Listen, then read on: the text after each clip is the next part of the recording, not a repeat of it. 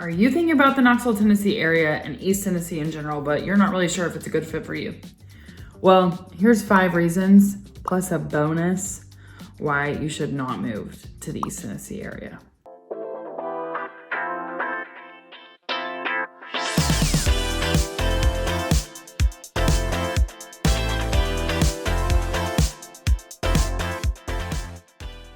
Number 1 reason not to move to the Knoxville and East Tennessee area is if you love snow.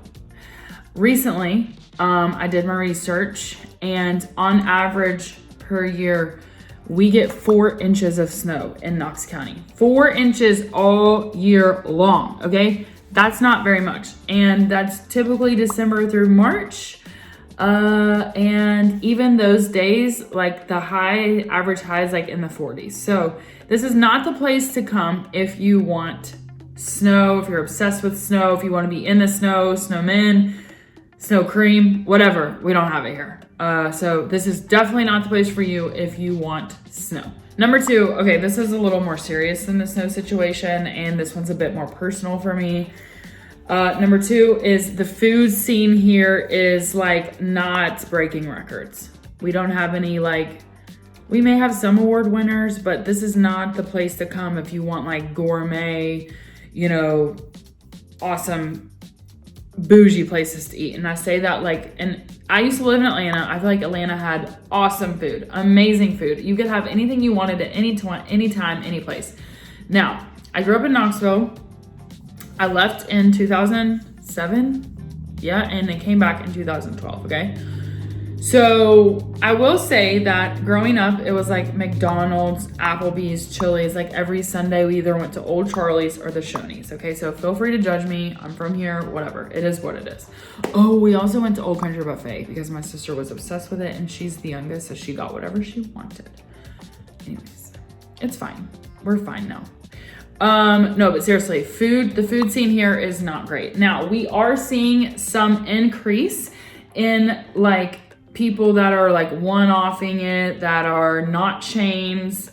I don't eat at the Applebee's or Old Charlie's or Shoney's, or the Old Country Buffet does not even exist anymore. So I do eat, however, it's specific places. So South Knoxville, Sevier Avenue has great non-chain restaurants. Downtown and the Old City has great non-chain restaurants. And then you have some little, sprinkles of cool stuff in West Knoxville, Farragut, and then in the Bearden area, there's some cool places. So that whole food scene is up and coming. We did recently get the Marble City Market, which is a food court. It's super cool. And so those were food trucks that now have not brick and mortar, but it's a food court. And they were food trucks that now have they're always there. And we are adding in South Knoxville, it's in the old Kern's Bakery, so where the Kern's bread used to be made, not there any longer, but now that is being turned into the historic Kern's, it's a development, and that will also have a food court in it, and that will also bring, more of a big food scene, more of a foodie scene. So I will say that brunch options are scarce, in my opinion. Your best brunch is going to be most likely downtown, but then past that, you've got a Scrambled Jake's, which is a chain.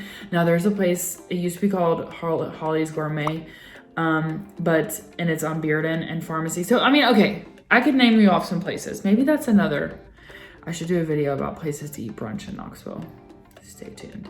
So the food scene is up and coming, but it's not international. It's not all kinds of options.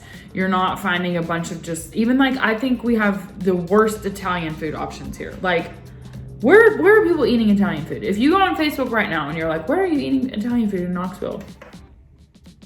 The choices are scarce, okay?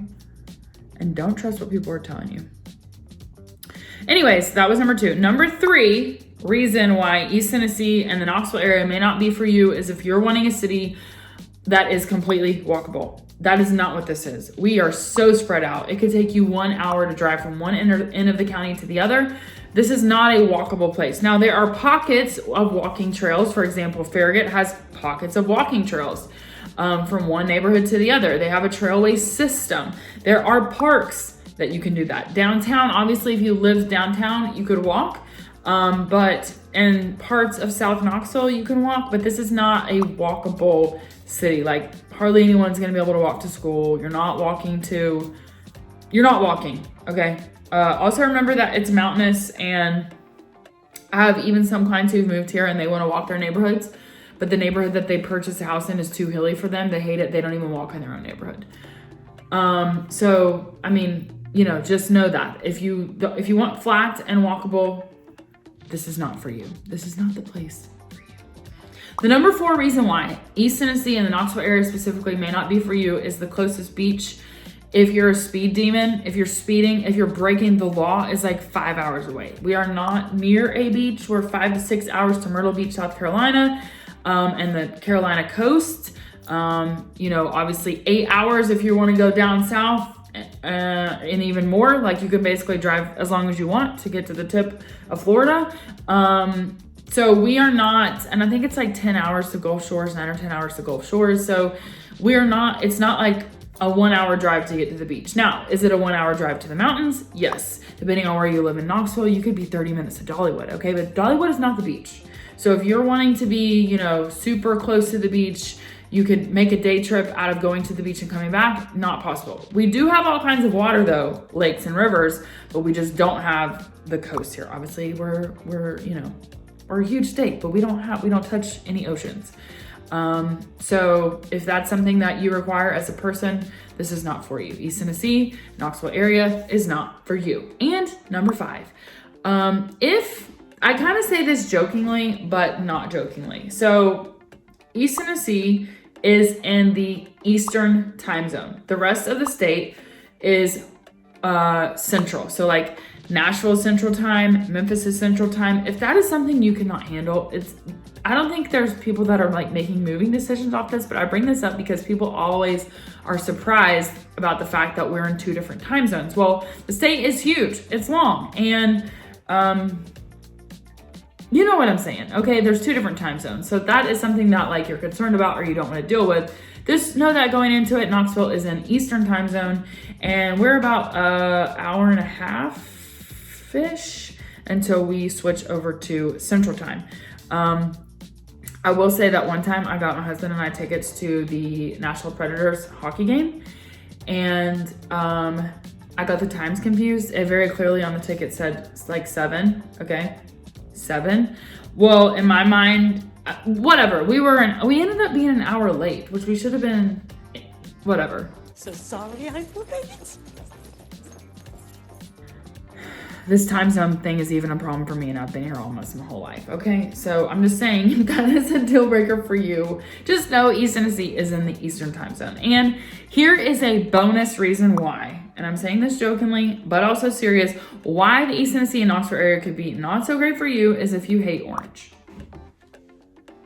I wore the sweater with intention. This is a checkerboard orange and white sweater in East Tennessee. In the Knoxville area, we love orange because we love the University of Tennessee. We are huge SEC sports fans. Now, obviously we have people that have moved here. They could care less. But in general, all fall, go Vols, it is football. You've got men's basketball, women's basketball.